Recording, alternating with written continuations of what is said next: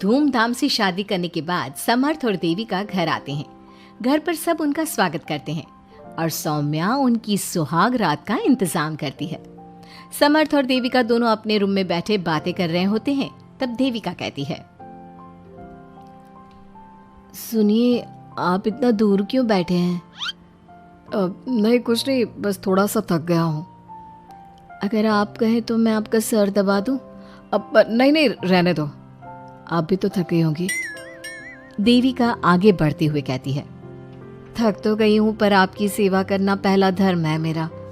देविका झट से समर्थ के पैर पकड़कर दबाने लगती है।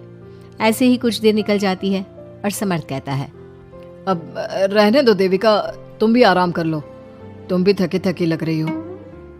देविका मना करते हुए उठ जाती है और अपने बालों को खोलकर समर्थ का सर दबाने लगती है और कहती है, मेरी थकावट तो आप ही दूर कर दोगे ना? इतना कहकर देविका अपने खुले बालों को समर्थ के ऊपर डालती है। समर्थ देविका के जाल में सम्मोहित होने ही वाला होता है कि अचानक से दरवाजे पर किसी की दस्तक होती है। समर्थ आवाज लगाते हुए कहता है, कौन? भाई, मैं हूँ, सौम्या। क्या है सौम्या? क्या बात है देविका, कैसा लग रहा है मेरी भाभी बनकर? कुछ बात आगे बढ़ी या नहीं?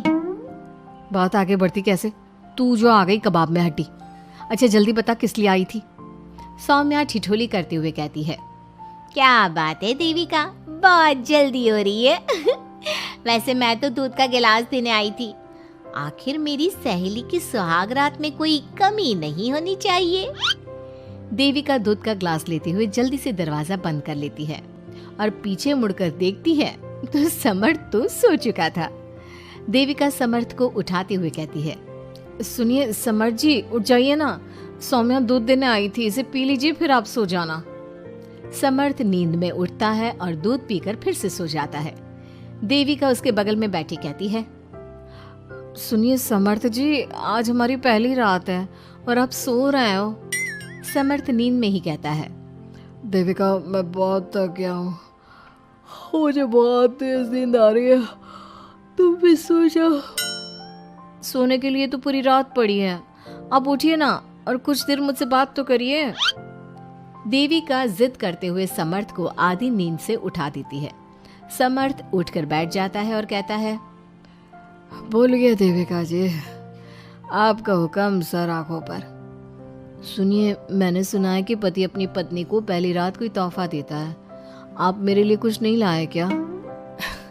वो मैं कैसे भूल सकता हूँ, लाया हूँ पर वो दूसरे रूम में रखा है। तो दिखाइए ना क्या लाए हैं। अरे अभी तो कहा कि तुम्हारा गिफ्ट दूसरे रूम में है, तो जाकर लेकर आइए ना। अगर अभी गया तो घर के सब लोग जाग जाएंगे और 10 तरह के सवाल जवाब करेंगे, मैं सुबह दिखाता हूँ ना। समर्थ इतना कहकर लेट जाता है और लेटे लेटे देविका से कहता है, अच्छा सुनो देविका, मुझे बहुत नींद आ रही है, मैं सो रहा हूँ, तुम भी सो जाओ। देविका समर्थ की बात सुनकर कहती है, आपको तो हमारी पहली रात की कुछ पड़ी ही नहीं है। इतना कहकर देविका भी उसके करीब आकर लेट जाती है और सो जाती है। अगली सुबह अधीरा समर्थ के रूम में सफाई करने आती है और देविका को उसके करीब लेटा देख रोने लगती है। रोने की सिसकी सुनकर समर्थ की आंख खुल जाती है। वो उठकर देखता है कि अधीरा उसके कमरे में रो रही है। उसे देखते ही समर्थ बहुत गुस्से में आ जाता है और अधीरा से कहता है, अधीरा, तुम सुबह सुबह क्यों रो रही हो? तुम्हें यहाँ नहीं आना चाहिए था, जाओ यहाँ से। समर्थ अधीरा का हाथ पकड़कर रूम के बाहर कर देता है और कहता है, अब बिना दरवाजा नॉक किए अंदर मत आना।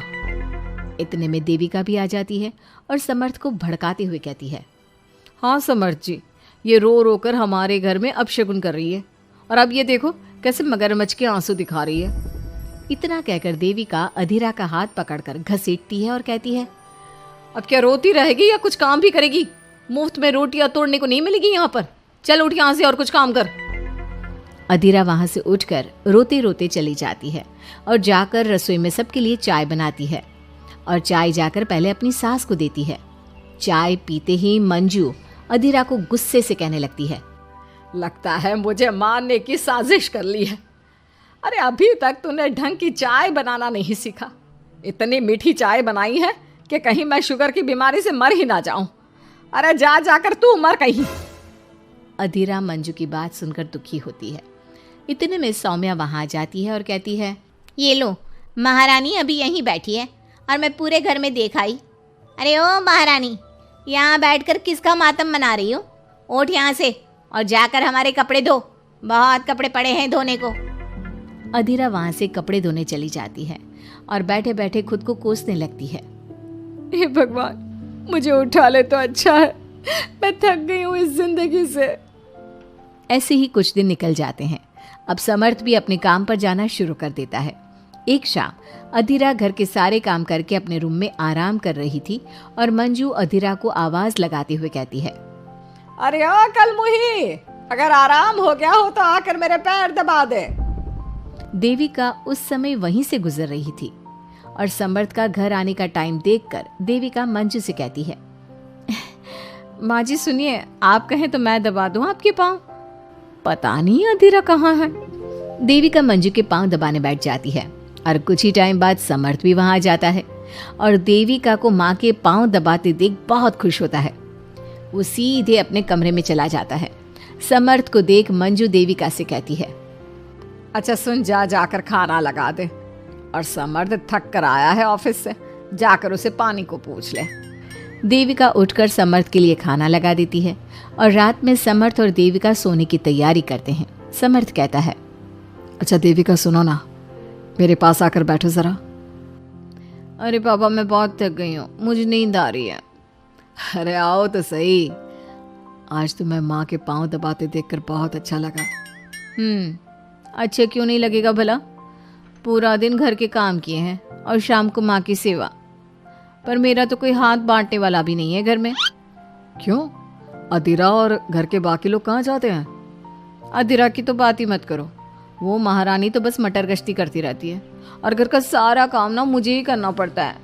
मेरी तो किसी को पड़ी ही नहीं है, मैं तो सिर्फ एक नौकरानी हूँ इस घर में। अरे नहीं नहीं, ऐसा मत बोलो। क्यों ना बोलूँ? आपने मुझे वादा किया था ना कि आप मुझे रविवार को फिल्म दिखाने ले जाओगे और कपड़े भी दिलवाओगे, पर आपने तो एक भी वादा पूरा नहीं किया। अच्छा बाबा, कल रविवार है, कल ही चलते हैं और तुम्हारी सारी शिकायत दूर कर देते हैं। खुश? दोनों सो जाते हैं और अगली सुबह समर्थ और देविका बाहर घूमने चले जाते हैं। अब समर्थ पूरी तरह से देविका के वश में हो जाता है। देविका जो कहती समर्थ वही करता। क्या समर्थ को कभी अपनी बहन और दूसरी पत्नी की सच्चाई पता चल पाएगी? अब क्या होगा अधीरा का? इसके लिए हमारे अगले एपिसोड का इंतजार कीजिए।